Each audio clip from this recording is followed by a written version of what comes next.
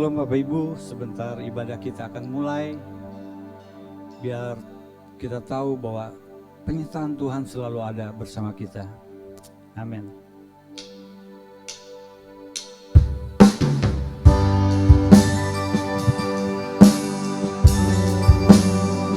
Oh, terima kasih Tuhan.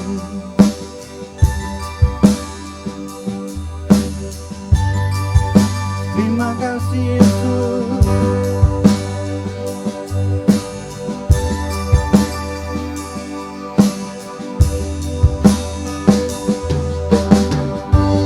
Ku menyembah dalam kudus hadirat-Mu, hampiri tata kasih karunia-Mu Bapa. Kekuatan hanya padamu Tuhan, kekuatanku hanya dalam hadirat-Mu Yesusku. Hanya Kaulah segalanya.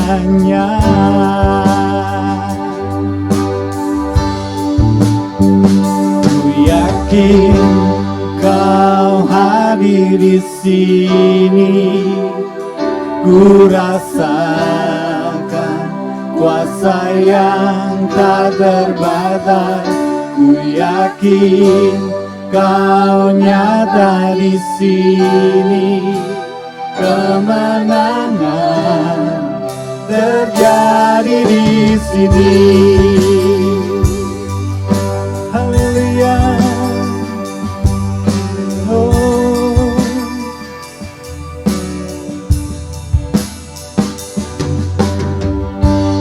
Ku menyembah dalam kudus hadirat-Mu, hampiri tata kasih karunia-Mu Bapa. Hanya kekuatan-Mu Tuhan, kekuatanku hanya dalam hadirat-Mu Yesusku. Hanya Kaulah segalanya.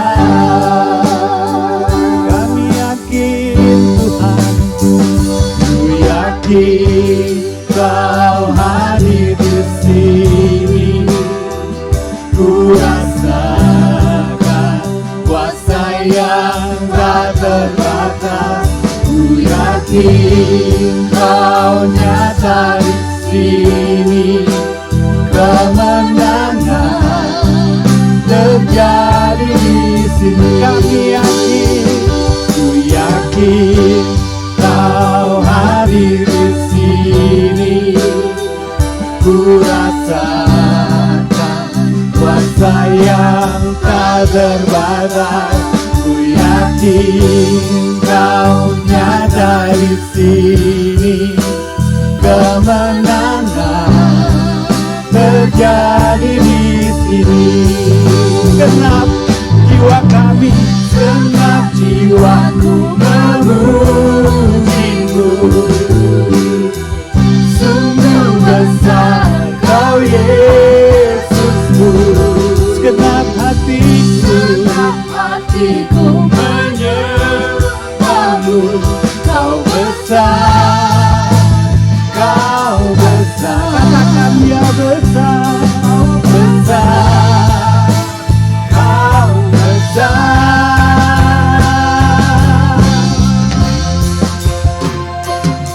Yakin Kau hadir di sini, ku rasakan kuasa-Nya tak terbatas.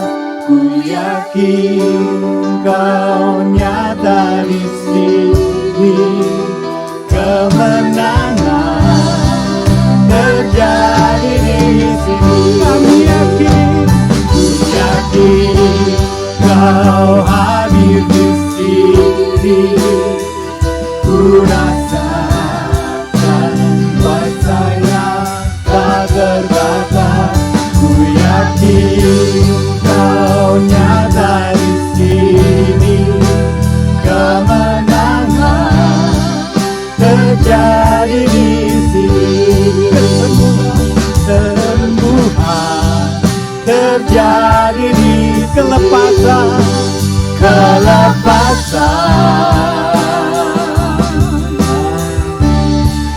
terjadi di sini. kami yakin Tuhan,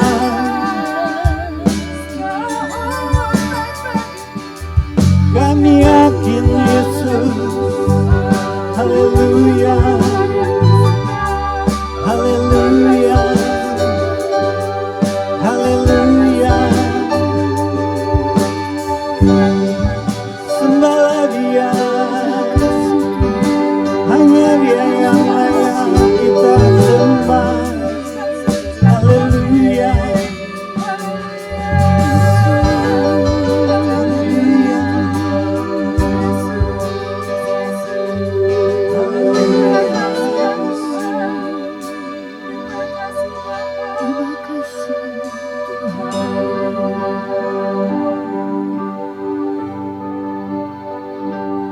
yakin Kau hadir di sini. Ku rasakan kuasa-Nya tak terbatas. Ku yakin Kau nyata di sini. Kemenangan terjadi di sini. Ku yakin Kau hadir di sini. Ku rasakan kuasa yang tak terbatas. Ku yakin Kau nyata di sini. Kemenangan terjadi di sini. Kesembuhan terjadi di sini. Kelepasan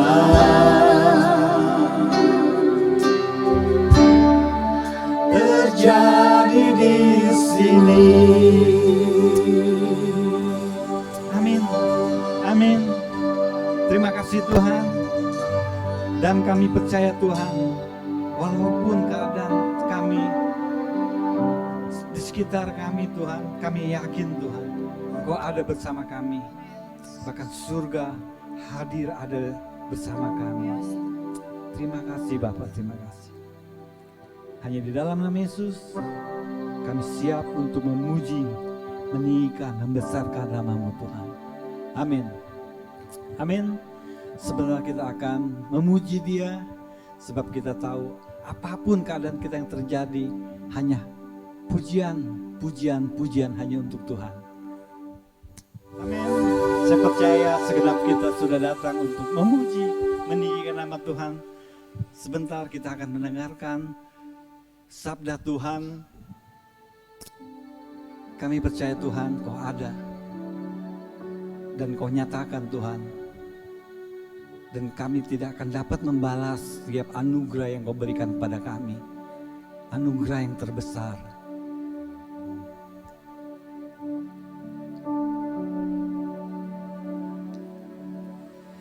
Dengan apa kan ku balas segala kebaikan-Mu? Segenap hatiku menyembah-Mu Yesus. Ku bersyukur padamu. Dengan apa kan ku balas segala kebaikan-Mu. Segenap hatiku menyembah-Mu Yesus, ku bersyukur padamu selamanya.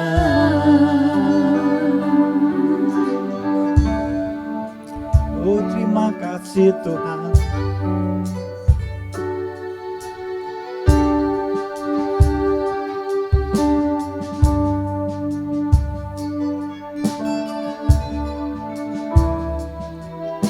Kau Allah yang setia,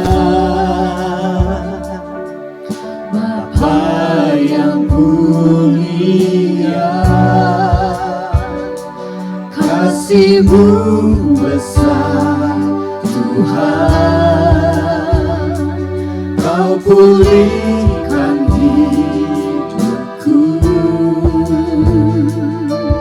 Kaulah harapanku, Hidup kami Tuhan, hidupku dalam-Mu.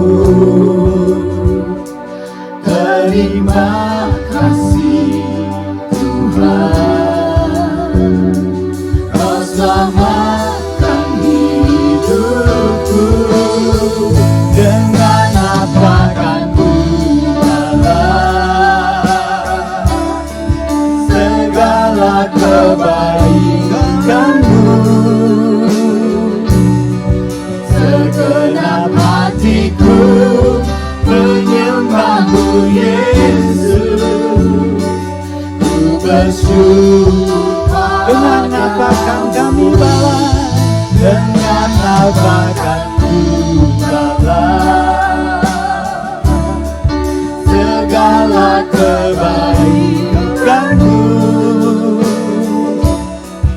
Segenap hatiku menyembah-Mu Yesus, ku bersyukur padamu selamanya. Selamanya. Haleluya, haleluya. Dengan apa kami balas?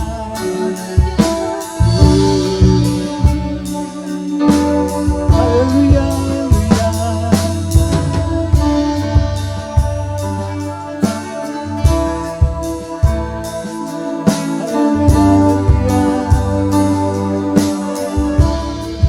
dengan apa kan ku balas segala kebaikan-Mu. Segenap hatiku menyembah-Mu Yesus, ku bersyukur padamu. Dengan apa kan ku balas segala kebaikan-Mu. Segenap hatiku menyembah-Mu Yesus, ku bersyukur padamu selamanya.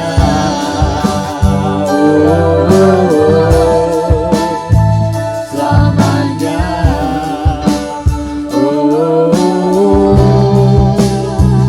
Selamanya.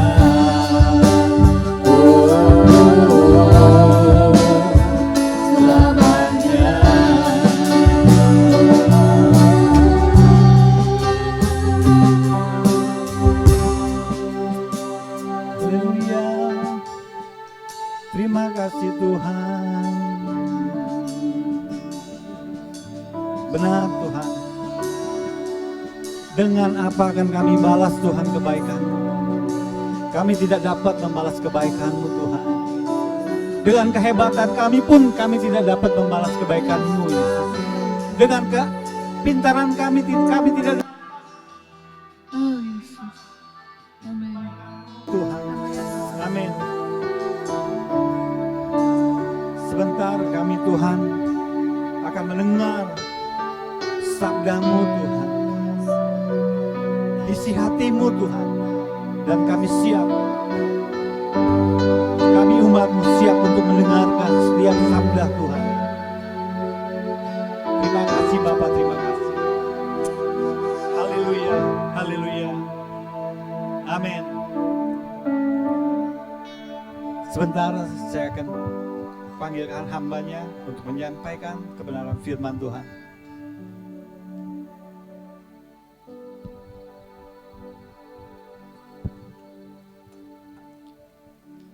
Shalom saudara-saudara sekalian, setelah 2 minggu kita tidak berjumpa, akhirnya Tuhan memberkati kita dengan peralatan-peralatan yang seperti yang kita punya hari ini, supaya firman Tuhan tetap disampaikan, meskipun kita tidak bisa berkumpul bersama-sama.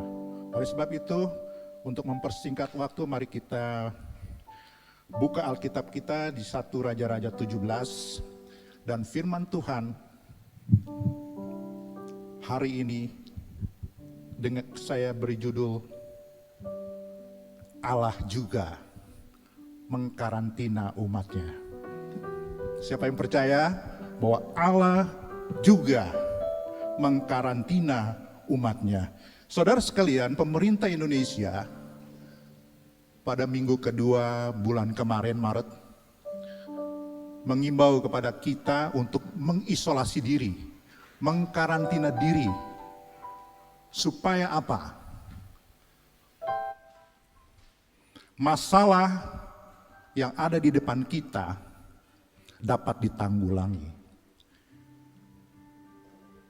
Pemerintah menyuruh kita mengkarantina diri kita sendiri supaya virus yang sangat viral ini tidak menyebar kemana-mana. Nah, pertanyaannya adalah, apakah Tuhan juga, apakah Allah kita juga mengkarantina umatnya ketika umatnya menghadapi satu ancaman? Seperti kita ketahui, COVID adalah ancaman bagi jiwa kita. Nah, dalam hal apakah Allah mengkarantina umatnya? Mari kita sama-sama buka dia di 1 Raja-Raja 16 dulu ya. 1 Raja-Raja 16.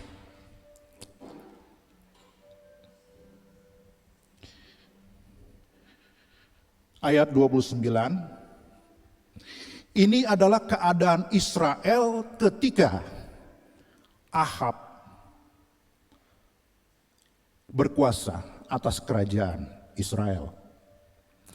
Jadi saudara-saudara sekalian, Ahab anak Omri, ayat 29, 1 Raja-Raja 16 ayat 29, menjadi raja atas Israel dalam tahun ke-38 zaman Asa, Raja Yehuda, dan Ahab bin Omri memerintah 22 tahun lamanya atas Israel di Samaria. Ahab bin Omri melakukan apa yang jahat di mata Tuhan lebih daripada semua orang yang mendahulunya. Jadi raja-raja yang terdahulu itu kejamnya kurang dibandingkan Ahab. Apa yang dilakukan oleh Ahab? 31, seakan-akan belum cukup ia hidup dalam dosa-dosa Yerobiam bin Nebat, maka ia mengambil pula Isabel anak Etbaal raja orang Sidon menjadi istrinya, sehingga Ahab ia pergi beribadah kepada Baal dan sujud menyembah kepadanya. Apakah Israel pada saat itu cuma Ahab yang menyembah Baal? Saudara sekalian,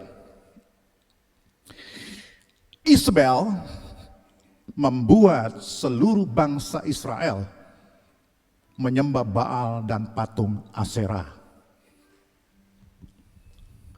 Barang siapa yang tidak menyembah Baal dan patung Aserah akan dibunuh. Seperti kita ketahui, seluruh umat Israel dibunuh. Ya, dibunuh. Kalau tidak menyembah Baal dan patung Aserah oleh Isabel. Saudara sekalian, mari kita lihat ayatnya.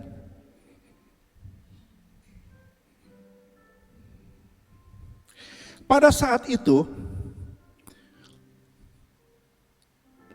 yang cuma bisa selamat cuma berjumlah 7.101 yang setia kepada Allah Israel. Siapa mereka? Satunya adalah siapa? Nabi Elia. Yang 100 siapa? Kita lihat 1 Raja-Raja 18 ayat 4.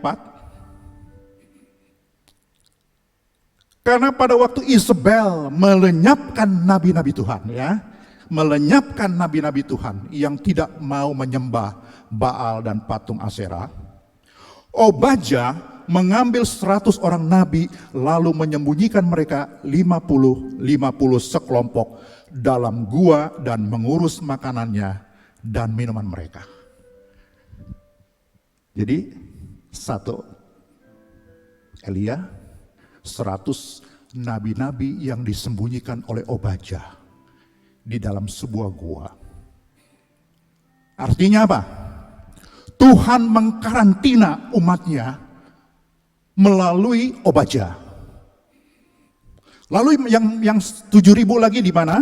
1 Raja-Raja 19 ayat yang ke-18. Tetapi aku, kata Tuhan, akan meninggalkan 7.000 orang di Israel. Sebenarnya bukan akan meninggalkan. Maksud di sini kalau bahasa Inggrisnya I have left. Artinya menyisakan 7.000 orang di Israel, yakni semua orang yang tidak sujud menyembah Baal dan mulutnya tidak mencium dia. Ya. Jadi ada 7.101 orang yang dikarantina. Saya berpikir ya, kok Tuhan itu kan maha kuasa, maha hebat, kenapa nggak dibunuh aja tuh si Ahab? Kan beres masalahnya kan? Tidak perlu karantina orang lagi, tidak perlu menyuruh umatnya bersembunyi lagi. Seolah-olah umatnya itu tidak punya iman, tidak punya kepercayaan. Dan seolah-olah Allah itu tidak bisa berbuat apa-apa. Allah sendiri mengkarantina umatnya. Saudara sekalian, mengkarantina diri bukan berarti kita tidak beriman. Itu adalah cara Tuhan menyelamatkan umatnya ketika umatnya dihadapkan oleh ancaman yang mengganggu, yang akan membawa maut. Cocok dengan keadaan kita sekarang ini. Kita dihadapkan oleh satu penyakit yang tidak tahu entah dari mana, yang kematiannya begitu mengerikan. Di Amerika 1.000 orang satu hari mati. Nah, saudara-saudara sekalian, kita tidak tahu tempat karantinanya yang 7.000 orang itu. Sebab Alkitab tidak memberitahu kepada kita di mana Tuhan menyembunyikan orang yang 7.000 itu. Yang 100 orang, kita cuma diberi informasi yaitu di dalam gua.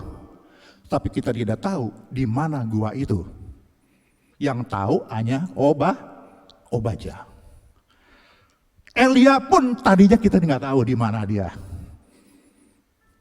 Di karantina.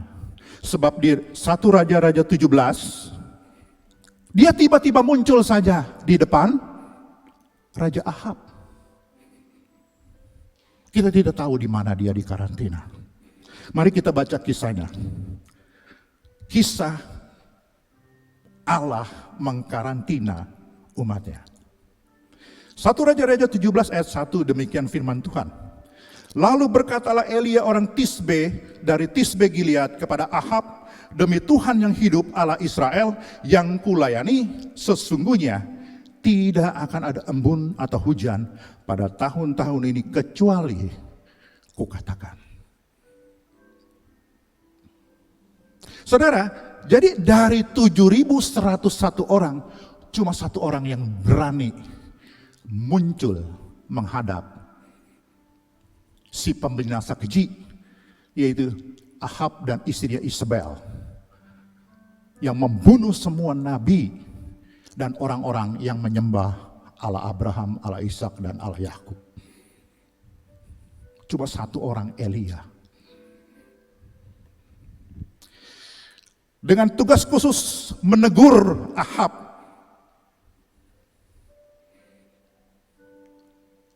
untuk mengatakan kepadanya, karena engkau tidak taat, tidak menyembah Allah Abraham, Ishak, dan Yakub, maka hujan tidak akan turun-turun. Dasar Alkitabnya di mana Elia bisa mengatakan demikian? Coba Ulangan 11 ayat 16 sampai 17. Ulangan 11 ayat 16 sampai 17.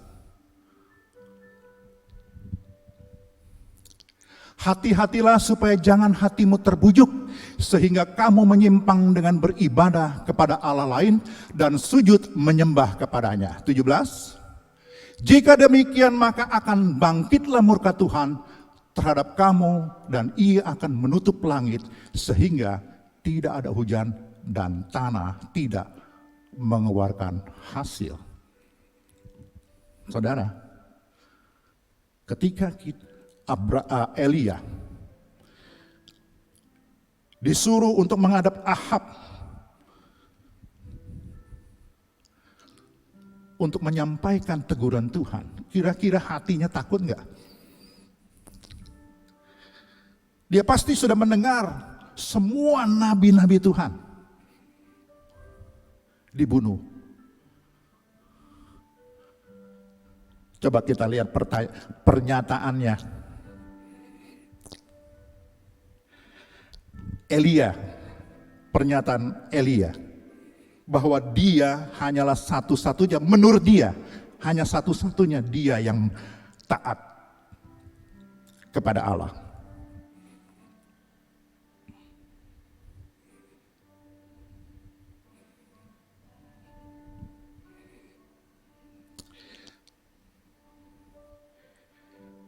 Satu Raja-Raja 19 ayat 10. Ini adalah ketika Elia diancam oleh Isabel akan dibunuh. Setelah Elia membunuh 450 Nabi Baal. Karena takutnya, maka dia melarikan diri. Sehingga Tuhan menegur, ayat 10. Aku bekerja segiat-giatnya bagi Tuhan Allah semesta alam. Karena orang Israel meninggalkan perjanjianmu, meruntuhkan mezbah-mezbahmu, dan membunuh nabi-nabimu dengan pedang. Hanya aku, seorang dirilah yang masih hidup, dan mereka ingin mencabut nyawaku. Saudara, padahal kita tahu tadi, ada 7.101 orang. Karena kenapa kita tahu? Karena kita membaca ceritanya secara keseluruhan. Tapi Elia nggak tahu. Karena dia pelaku dari cerita ini. Saudara sekalian.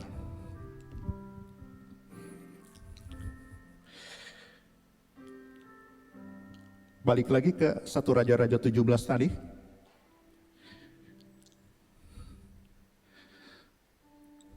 Setelah dia menegur Ahab bahwa tidak akan ada hujan kecuali kalau aku katakan, kata Elia. Kemudian datanglah firman Tuhan kepadanya. Ayat 2. Pergilah dari sini, berjalanlah ke timur dan bersembunyilah di tepi sungai Kerit di sebelah timur sungai Yordan. Nah, ini tempat karantinanya. Karena apa? Coba bayangkan saudara, kalau saudara pergi ke suatu kerajaan. Saudara negur rajanya. Saudara nantangin rajanya. Raja, kalau engkau masih begini terus, kamu akan melarat, akan menderita. Aku tidak akan turunkan hujan. Kira-kira raja itu marah gak? Diancam seperti itu.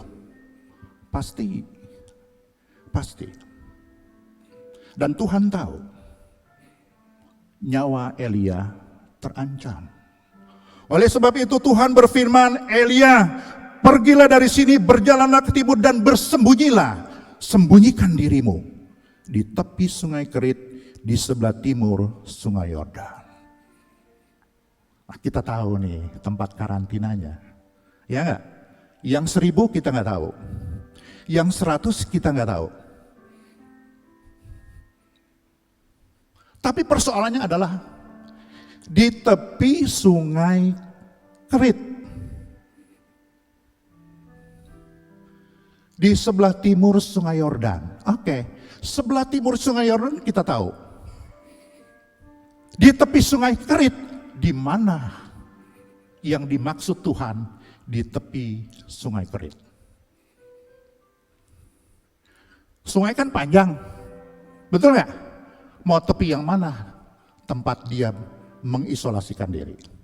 Tempat Elia menyembunyikan diri. Sebelah kiri, sebelah kanan, sebelah kiri. Koordinat yang mana? Yang harus dituju oleh Elia.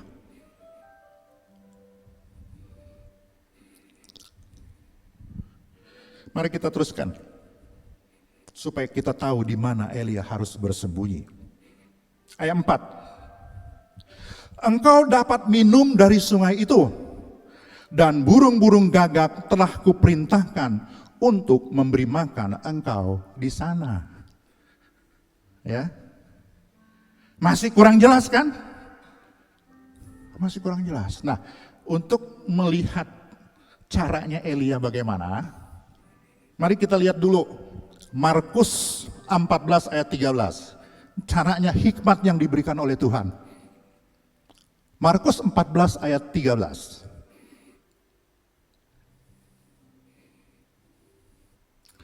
Lalu ia menyuruh 2 orang muridnya dengan pesan, pergilah ke kota, di sana kamu akan bertemu dengan seorang yang membawa kendi berisi air, ikutilah dia. 14. Dan katakanlah kepada pemilik rumah yang dimasukinya, pesan guru, manakah ruangan yang disediakan bagiku untuk makan Paskah bersama-sama dengan murid-muridku. Nah, saudara sekalian, Yesus mengutus 2 orang muridnya untuk mencari di mana tempat untuk merayakan Paskah. Nah, Tuhan hanya memberikan satu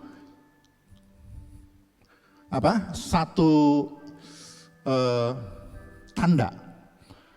Engkau harus menemui seorang yang membawa kendi. Betul nggak? Kendi. Nah, saudara sekalian, pada zaman itu ada suatu sekte yang disebut SNS, kaum SNS. Ya, kaum SNS itu merasa bahwa para pemimpin agama di luar kaumnya tidak menjalankan hukum Taurat dengan sangat ketat. Oleh sebab itu dia memisahkan diri, membentuk kelompok sendiri yang disebut SNS, kaum SNS. Nah, kaum SNS itu mendedikasikan dirinya full untuk Tuhan, sepenuhnya untuk Tuhan, sehingga mayoritas laki-lakinya, hampir semua laki-lakinya tidak menikah. Dan muridnya tahu itu, murid Tuhan tahu. Ada kaum yang namanya SNS yang tidak menikah. Nah, tradisi di Israel saat itu adalah yang biasanya membawa kendi adalah perempuan. Jadi dia bisa tahu, kalau ada laki-laki yang membawa kendi air berarti dia tidak punya istri. Berarti dia tidak punya istri. Sehingga dia harus mengambil air sendiri. Begitu dia tahu begitu, pasti aku harus temui kaum SNS. Jadi, hikmat Tuhan diberikan. Demikian juga dengan 1 Raja-Raja 17. Ya. Engkau dapat minum dari sungai itu, dan burung-burung gagak telah kuperintahkan untuk memberi makan engkau di sana. Saudara, Tuhan Yesus memberikan satu hint. Apa tuh hint? Tanda ya, burung gagak. Saudara, waktu zaman kekeringan, kira-kira burung gagak atau burung-burung yang lain minum di situ nggak? Pasti banyak binatang minum di situ. Karena burung-burung gagak itu dia terbang tinggi, dia bisa tahu ke bawah di mana banyak air. Burung gagak banyak, tetapi tidak semua membawa daging. Tidak semua membawa roti. Jadi Elia apa?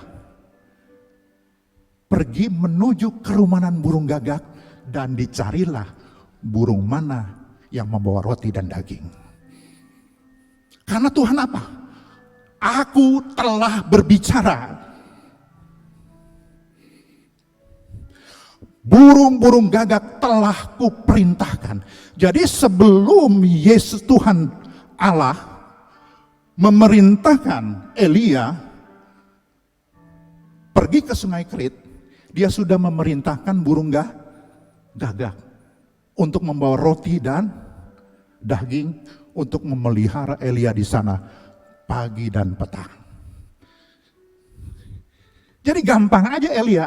Begitu tiba di sungai Kerit, dia lihat banyak burung gagak, dia cari sekelompok burung gagak yang sudah membawa daging dan roti. Saudara, tahun demi tahun berlalu, akhirnya sungai menjadi kering. Sungai menjadi kering. Kemudian Tuhan berkata lagi kepada Elia. Kita lihat 1 Raja-Raja 17 ayat 7. Tetapi sesudah beberapa waktu sungai itu menjadi kering sebab hujan tiada turun di negeri itu. Maka datanglah firman Tuhan kepada Elia, bersiaplah pergi ke Sarfat yang termasuk wilayah Sidon. Sidon itu di luar Israel. Kira-kira sekarang itu di Libanon kalau nggak salah ya. Di Libanon. Dan diamlah di sana. Ketahuilah, aku telah memerintahkan seorang janda untuk memberi engkau makan. Saudara, apakah Allah kita penakut? Sehingga Elia diungsikan keluar tanah Israel ke Sidon. Tempat yang disebut Sarfat. Apakah begitu penakutnya Tuhan Yesus kepada Ahab? Saudara, seperti kita ketahui, semua orang Israel tidak ada satupun yang menyembah Allah Abraham, Allah Ishak, dan Allah Yakub. Jadi apa? Kalau dia kirim ke janda yang ada di tanah Israel, pasti janda itu laporin kepada Ahab. Nabi yang kau cari ada bersamaku. Kenapa? Coba kita lihat. Kenapa bisa begitu?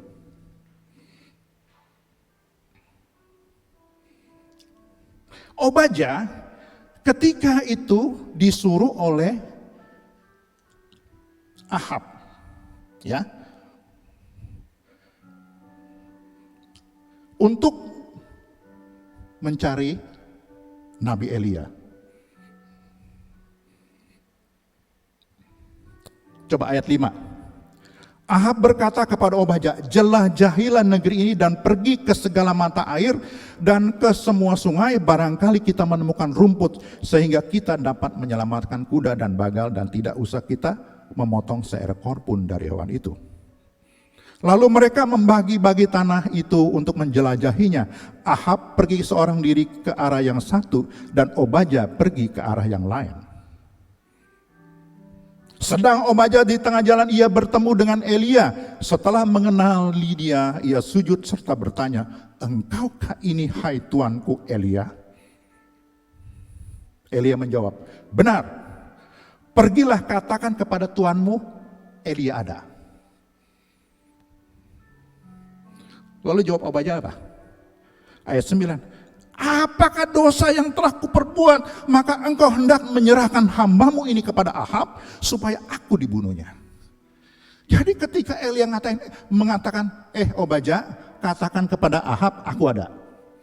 Tapi Obadya ketakutan. Kenapa? Ayat 10-nya. "Demi Tuhan Allahmu yang hidup, sesungguhnya tidak ada bangsa atau kerajaan yang tidak didatangi suruhan Tuanku Ahab untuk mencari engkau. Dan apabila orang berkata ia tidak ada, maka ia menyuruh kerajaan atau bangsa itu bersumpah bahwa engkau tidak ditemukan di sana." Jadi kalau orang nggak ngelaporin, mati kau. Tidak melapor, bunuh kau. Semua rakyat ketakutan, sehingga apa? Allah tahu.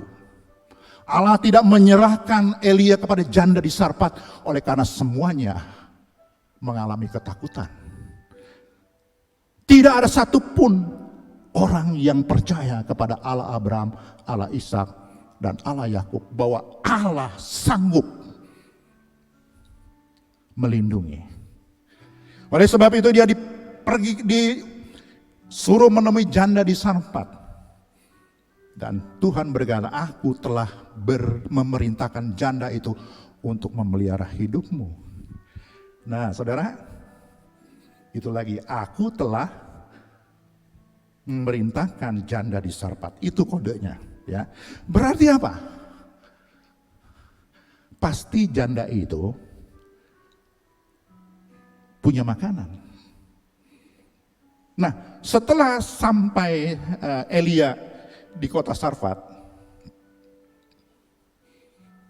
ayat 10. Sesudah itu ia bersiap lalu pergi ke Sarfat.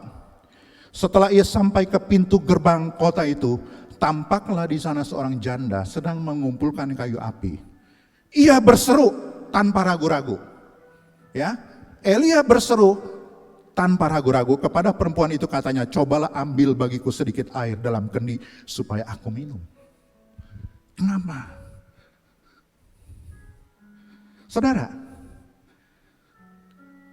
cari kayu bakar di hutan atau di pintu gerbang kota?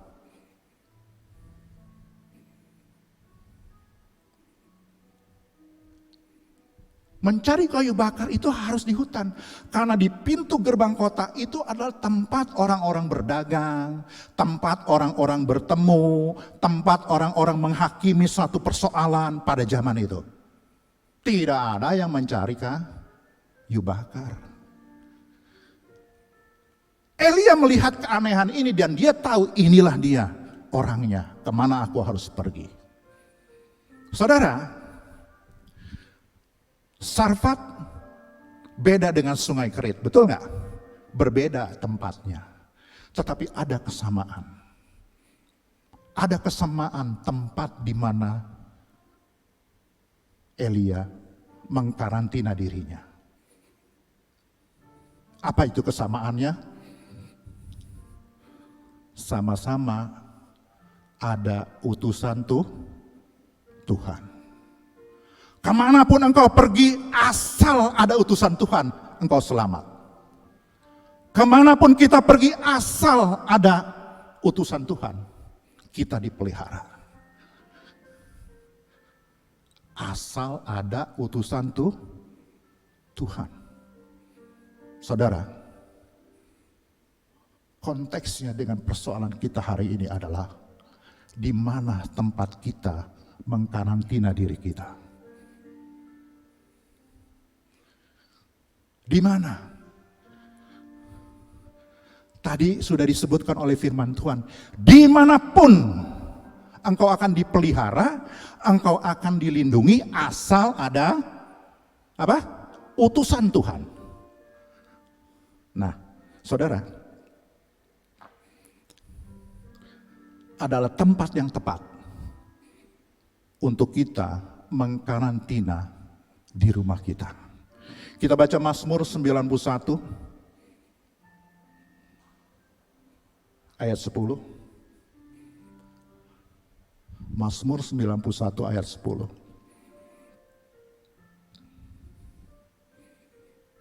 Malapetaka tidak akan menimpa kamu, dan tulah tidak akan mendekat kepada kemahmu. Sebab malaikat-malaikatnya akan diperintahkannya kepadamu untuk menjaga engkau di segala jalanmu. Amin.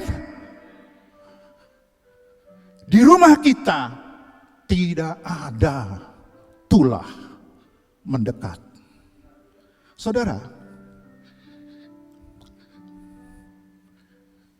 terima ini dengan manusia, terima firman ini dengan manusia rohani kita, jangan manusia duniawi. Coba 1 Korintus 2 ayat 14. Terima firman ini, 1 Korintus 2 ayat 14. Tetapi manusia duniawi tidak menerima apa yang berasal dari Roh Allah. Apa yang berasal dari Roh Allah saat ini? Firman. Jadi kalau kita menerima firman Allah dengan manusia duniawi kita, tidak akan menerima apa-apa. Karena manusia duniawi kita dibatasi oleh panca indera kita. Ketika kita melihat sekeliling kita, enggak ada tuh malaikat. Saya tidak melihat malaikat. Perasaan saya enggak ada yang jagain kita. Itu manusia duniawi. Karena pikir otak kita ini dibatasi oleh panca indera. Apa yang kita lihat baru kita percaya. Apa yang kita rasakan baru kita percaya. Jadi kita harus menerima dengan apa? Manusia rohani kita. Dan ia tidak dapat memahaminya. Manusia duniawi tidak dapat memahaminya. Sebab hal itu hanya dapat dinilai secara rohani. Saudara-saudara, coba Ibrani 4 ayat 2. Ibrani 4 ayat 2.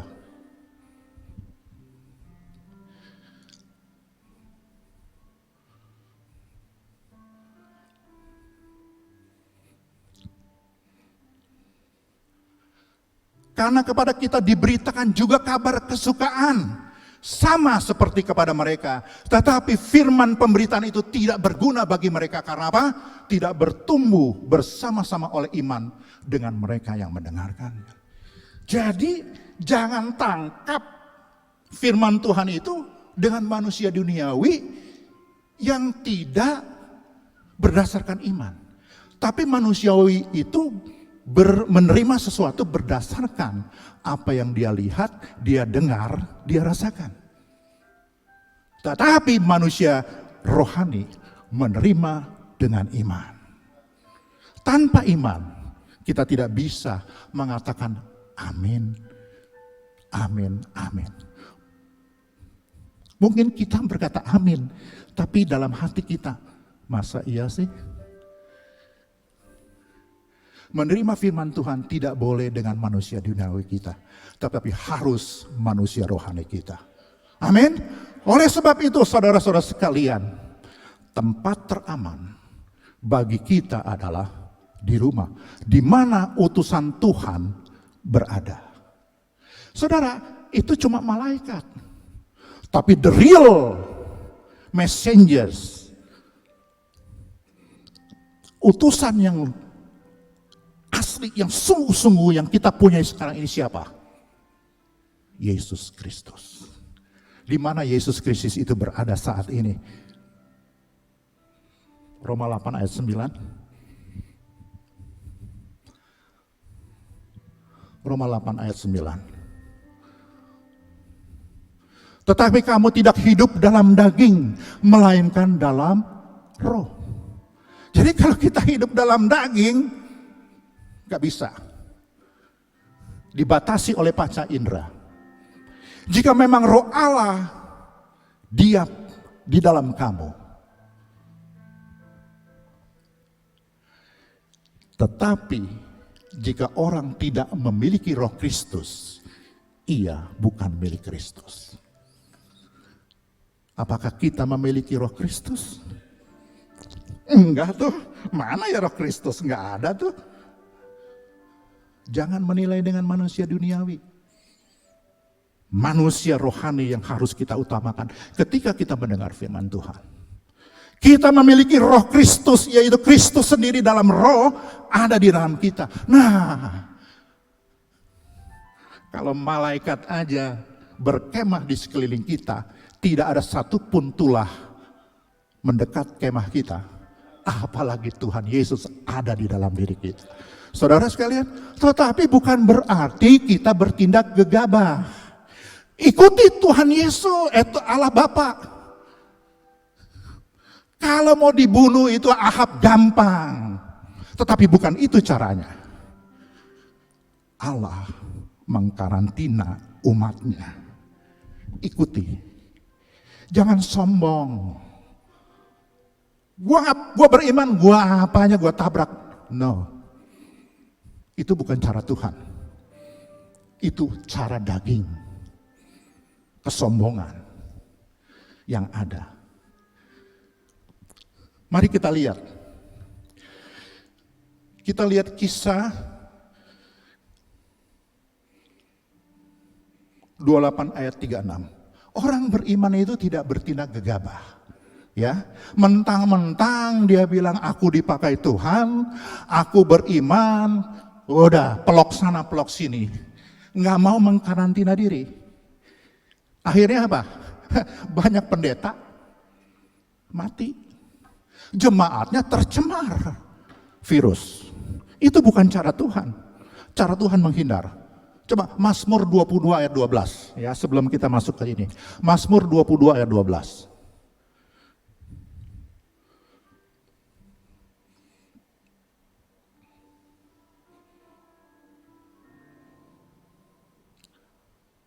Itu 14.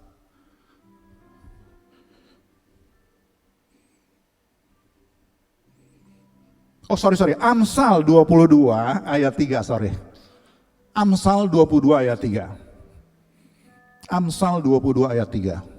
Kalau orang bijak melihat malapetaka, bersembunyilah iya. Bersembunyi. Itu pengalaman orang yang paling berhikmat, yaitu apa? Solomon. Dia tidak cuma mengatakan sekali. Dia mengatakan lagi di Amsal 27 ayat 12. Coba, Amsal 27 ayat 12 dia ulangi perkataan ini. Perkataan yang sama ini. Kalau orang bijak melihat malapetaka, bersembunyilah ia. Jadi kalau sesuatu dikatakan 2 kali, kalau kita nggak nurutin, keterlaluan. Keterlaluan. Nah, mari kita lihat masuk ke kisah 28 ayat 3 sampai 6. Kisah 28 ayat 3 sampai 6.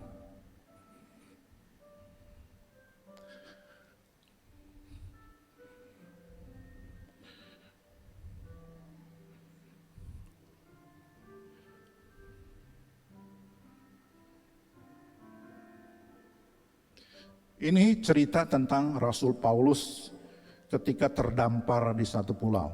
Ya. Kisah para Rasul 28 ayat 3. Ketika Paulus memungut seberkas ranting-ranting dan meletakkannya di atas api, keluarlah seekor ular beludak karena panasnya api itu, lalu menggigit tangannya. Ketika orang-orang itu melihat ular itu terpaut pada tangan Paulus, mereka berkata seorang kepada yang lain, orang ini sudah pasti seorang pembunuh, sebab meskipun ia telah luput dari laut, ia tidak dibiarkan hidup oleh Dewi Keadilan. Tetapi Paulus mengibaskan ular itu ke dalam api dan ia sama sekali tidak menderita sesuatu. Saudara, kira-kira nih pikiran Paulus nih ya, ketika dia mau mengambil ranting untuk menyalakan api, kira-kira pikirannya, gua gak takut, kalaupun ada ular, gua gak takut, gua ambil. Kira-kira pikirannya seperti itu gak? Gak. Dia tidak mengharapkan ada ular di situ. Tetapi seandainya ada ular pun, dia tetap dilindungi. Saudara, coba lihat ya, Markus 16 ayat 15-18. Apakah Paulus tidak tahu ini? Markus 16 ayat 15-18. Lalu ia berkata kepada mereka, pergilah ke seluruh dunia, beritakan Injil kepada segala makhluk. 18 langsung. Mereka akan memegang ular dan sekalipun mereka minum racun maut, mereka tidak akan mendapat celaka. Saudara, Paulus tahu itu. Tanda orang percaya adalah apa? Mengusir setan, menyembuhkan orang sakit, minum racun, tidak mati. Ya, memegang ular tidak mati. Tapi Paulus tidak dengan berkata, karena aku orang beriman, karena aku orang dipakai Tuhan, siapapun, makhluk apapun aku tidak takut. Saudara, pertolongan Tuhan bekerja ketika kita lengah. Tetapi ketika kita sombong, Tuhan benci kepada orang yang sombong.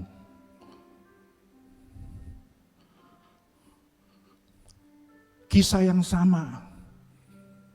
sama ketika Daud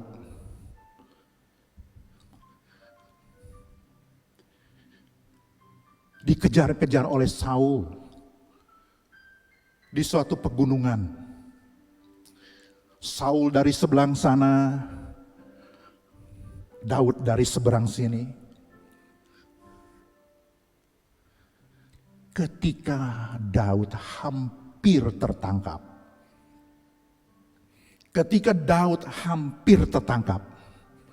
datanglah utusan Tuhan mengatakan kepada Saul apa?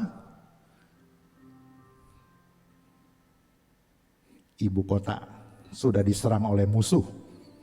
Coba kita lihat di dalam 1 Samuel 23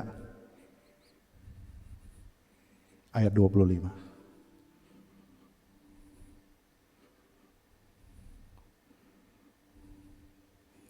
1 Samuel 23 ayat 25. Ketika Saul dengan orang-orangnya pergi mencari Daud, diberitahukanlah hal itu kepada Daud. Lalu pergilah ia ke gunung batu dan tinggal di padang gurun Maon. Saul mendengar hal itu lalu mengejar Daud di padang gurun Maon. Saul berjalan dari sisi gunung sebelah sini dan Daud dengan orang-orangnya dari sisi gunung sebelah sana. Daud cepat-cepat mengalahkan Saul, tetapi Saul dengan orang-orangnya sudah hampir mengepung Daud serta orang-orangnya untuk menangkap mereka. Saudara, Daud itu mengalahkan berlaksa-laksa. Saul itu cuma beribu-ribu, nggak ada artinya tuh Saul kalau mau dia lawan. Tapi dia tetap rendah diri, melarikan diri dari Saul. See? Ketika dia merendahkan diri dan dia hampir tertangkap, ayat 27. Ketika seorang suruhan datang kepada Saul dengan pesan, segeralah undur sebab orang Filistin telah menyerbu negeri. Suruhan dalam bahasa aslinya malak, artinya apa? Malaikat. Saudara bisa lihat di kitab bahasa Ibraninya, suruhan ditulis dengan kata malak, yaitu malaikat. Saudara sekalian, jangan bertindak gegabah. turuti apa kata Tuhan. Kalau disuruh mengkarantina, karantina diri kita. Kalau disuruh pergi ke sana, kita pergi ke sana. Asal ada utusan Tuhan menunggu di sana. Saya percaya, dimanapun kita berada, Tuhan Yesus Kristus menyertai kita. Oleh sebab itu Tuhan Yesus disebut apa? Immanuel. Tuhan beserta kita. Kita pasti aman dan kita pasti dipelihara. Tuhan Yesus memberkati. Amin. Saya serahkan kepada yang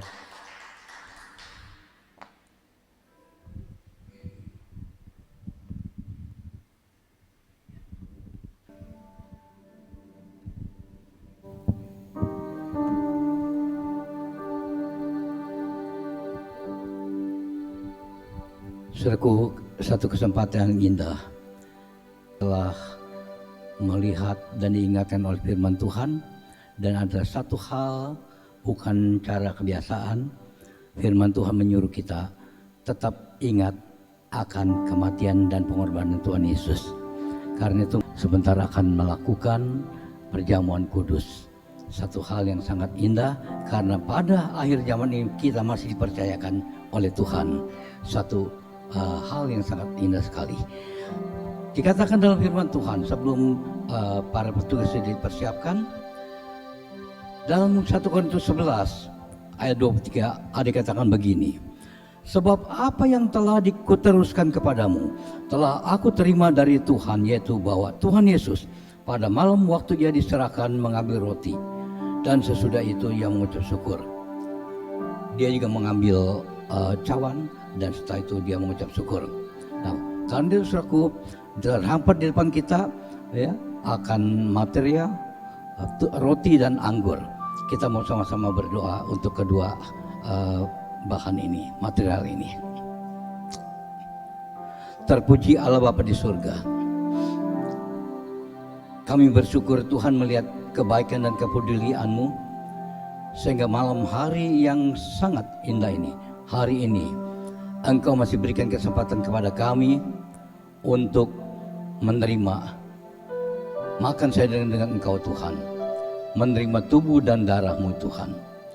Biarlah Tuhan ini semua membuat kami semakin ingat dan semakin yakin bahwa Engkau tidak pernah meninggalkan kami Tuhan.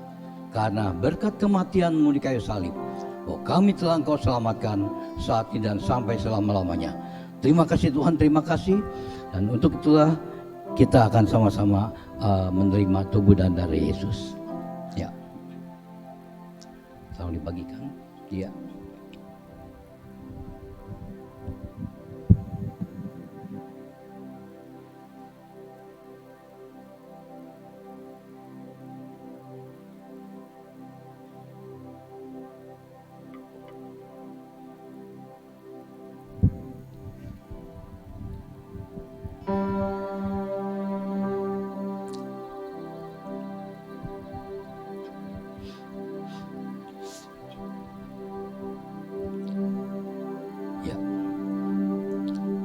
Yesus mengucap syukur atas roti.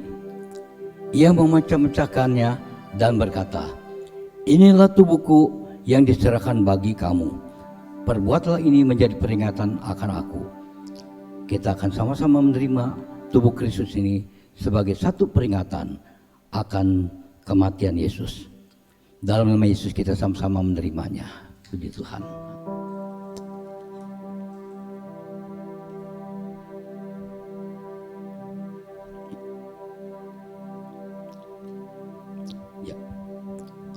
Demikian juga ia mengambil cawan sesudah makan, lalu berkata,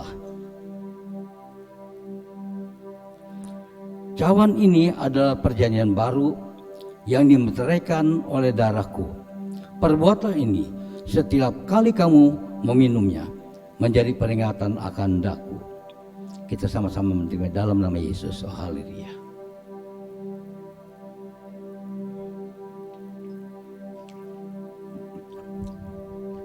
Terima kasih Tuhan, terima kasih.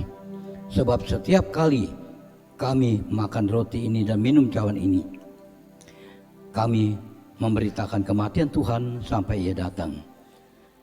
Kiranya menyertai Tuhan sampai selama-lamanya menyertai kami. Dalam nama Tuhan Yesus. Amin. Ya.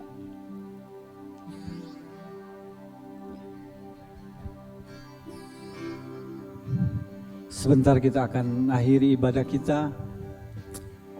Biar Tuhan selalu melingkupi kita.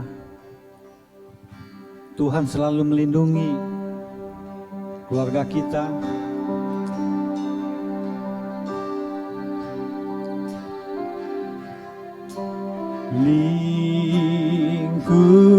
Lingkupiku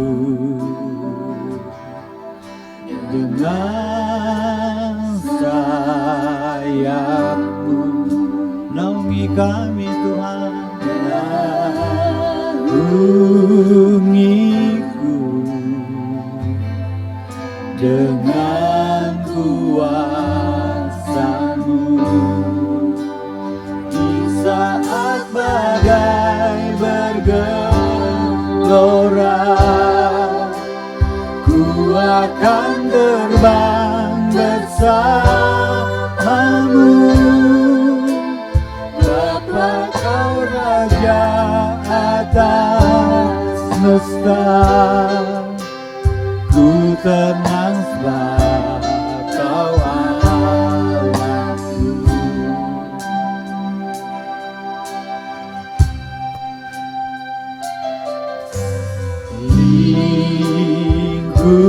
Lingkupiku dengan sayapmu,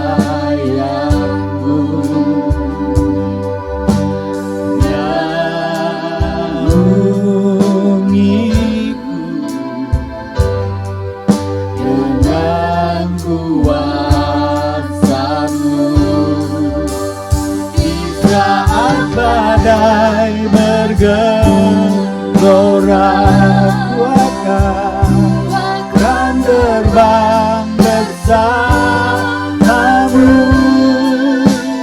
Bapa, Kau Raja atas semesta, ku tenang di saat badai, di saat badai bergelora, akan terbang bersamaku. Bapa, Kau Raja atas semesta, ku tenang sebab. Sekali lagi kita katakan di saat badai. Saya undang Bapak Tambah sebagai gembala untuk doa berkat.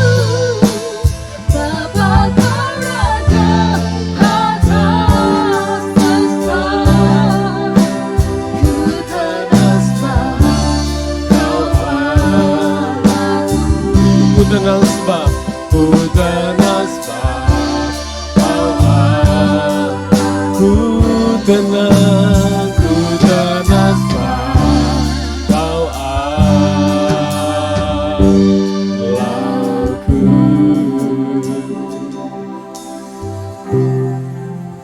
Segala puji, hormat, kemuliaan bagi Bapa di surga. Kami mengucap syukur ini ya Tuhan, di mana kami boleh ada di tempat ini, mendengarkan firman-Mu, firman yang menguatkan setiap kami ya Bapa. Terima kasih Tuhan atas firman-Mu yang sudah Engkau sampaikan melalui hamba-Mu. Kiranya Tuhan memberikan terus hikmat dan pengetahuan yang dari atas kepada hamba-Mu, sehingga Tuhan hamba-Mu terus dibukakan kebenaran demi kebenaran firman-Mu ya Bapa. Terima kasih, berkati hamba-Mu dan keluarga dan seluruh usaha dan pekerjaan Engkau berkati ya Tuhan. Terima kasih Bapak, yang baik demikian juga kami yang bisa hadir. Bukan kebetulan kami ada di sini ya Tuhan, tetapi semuanya oleh hanya karena anugerah dan kasih karunia-Mu. Terima Tuhan firman yang luar biasa bagi setiap kami, dan kami boleh juga sehidangan Tuhan di dalam perjamuan kudus. Kami juga tak lupa berdoa, kepada seluruh jemaat Tuhan dimanapun saat ini berada ya Tuhan. Tetap kami serahkan mereka di dalam perlindungan dan penyertaan-Mu Tuhan. Seperti firman-Mu Tuhan, malaikat-malaikat-Mu berjaga atas mereka Tuhan. Malaikat-malaikat-Mu telah Engkau utus Tuhan, melindungi menyertai mereka di rumah mereka masing-masing ya Tuhan. Berkati mereka Tuhan, sebagaimana Tuhan memberkati kami. Sebelum kami meninggalkan rumah Tuhan, meninggalkan tempat ini ya Tuhan. Sebentar kami akan kembali ke rumah kami masing-masing ya Bapa. Serta lindungi kami dalam perjalanan Tuhan. Jauhkan dari segala mara bahaya ya Tuhan. Terlebih ya Tuhan, kami ada di tangan Tuhan. Terima kasih Bapak. Kalau demikian sidang jemaat Tuhan, marilah kita angkat kedua tangan kita terima berkat dari Bapak. Damai sejahtera dari Bapa Surgawi dan sukacita dari Allah kita.